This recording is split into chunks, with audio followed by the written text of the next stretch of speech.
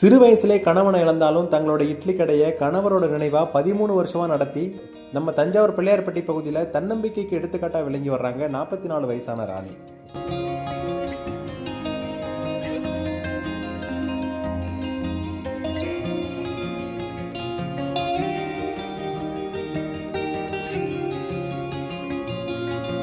இந்த பகுதியில் 25 வருஷமா அந்த கடை செயல்பட்டு வர்றதால இப்பகுதி வாசிகளுக்கு மத்தியில பிரபலமா இருந்துட்டு வருது இந்த மணி இட்லி கடை.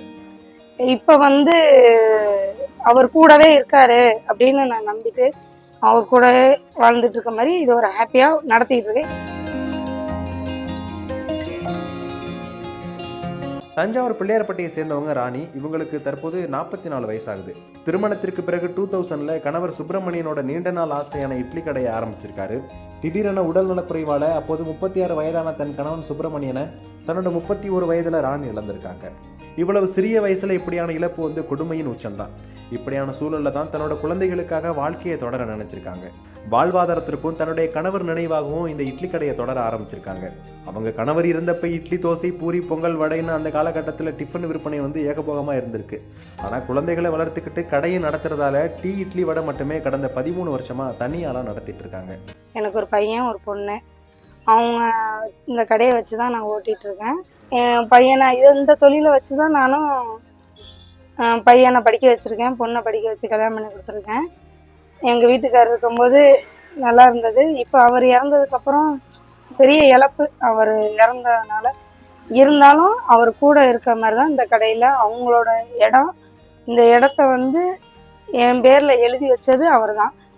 இப்போ அவர் கூடவே இருக்காரு அப்படின்னு நான் நம்பிட்டு அவர் கூடவே வாழ்ந்துட்டு இருக்க மாதிரி இது ஒரு ஹாப்பியாக நடத்திட்டு இருக்கேன். இருந்தாலும் போதுமான வருமானம் பத்தலை. அதனால எனக்கு சில சந்தோஷத்தை இழந்தாலும் இந்த கடையை வச்சு நம்ம பிள்ளைங்களை வளர்க்குறோம், பிள்ளைங்களுக்கு கல்யாணம் பண்ணி கொடுத்துட்டேன் அப்படிங்கிற ஒரு சந்தோஷம். 25 வருஷமா நான் ஒரு ஆள் தான் என்னோட உழைப்புல மட்டும்தான் ஓடிட்டு இருக்கு.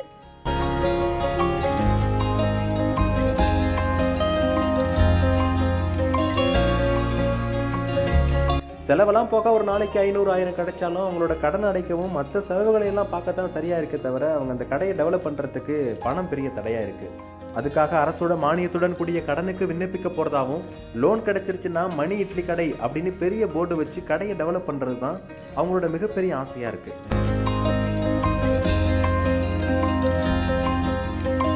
காலைல 5 மணிக்கு எழுந்திருப்பேன். 1 மணி வரைக்கும் நான் கடை ரன் பண்ணிட்டு தான் இருக்கேன். அந்த 1 மணி நேரம் நான் ரெஸ்ட் எடுத்துக்குவேன். அப்புறம் வீட்டு வேலையெல்லாம் கரெக்டாக இருக்கும். வீட்டில் சமைக்க, சாப்பிட 1 மணி நேரம் ரெஸ்ட் எடுப்பேன். அதுக்கப்புறம் நான் ஸ்டார்ட் பண்ணேன்னா நைட்டு 9 மணி வரைக்கும் வேலை கரெக்டாக இருக்கும். எனக்கு ஒரு நாளைக்கு 2 மணி நேரம் தான் எனக்கு ரெஸ்ட்டு. அதுக்கப்புறம் ரெஸ்ட்டே கிடையாது. இழந்தது எங்கள் வீட்டுக்காரை இழந்துட்டேன். சந்தோஷம் எப்படின்னா, வீட்டுக்காரனாவே சந்தோஷம் போயிடும். அப்புறமும் பார்த்தீங்கன்னா அங்கங்கே போகலாம், கோயில் போகலாம், குளத்துக்கு போகலாம். அப்படியே எல்லாரும் போகும்போது எனக்கு ஆசையாக இருக்கும், அழுகையாகவும் வரும். நம்மளும் போகணும் வரணும் அப்படின்னு எனக்கு ரொம்ப ஆசையாக இருக்கும். இருந்தாலும் இதுதான்டா நமக்கு தொழில், இது நம்ம பிள்ளைங்களை படிக்க வச்சுச்சு, நம்ம சாப்பாடு போட்டோம், நம்ம இஷ்டத்துக்கு இருக்கோம். எப்படின்னா ஒரு பிள்ளைங்களை ஒரு மேல் கொண்டு வந்துட்டேன். அந்த இதுக்கு இந்த கடையை நான் விடவே மாட்டேன். எனக்கு வெளியில் போய் வேலை பார்க்கலாம், இந்த கடைனால எனக்கு பிடிக்காது.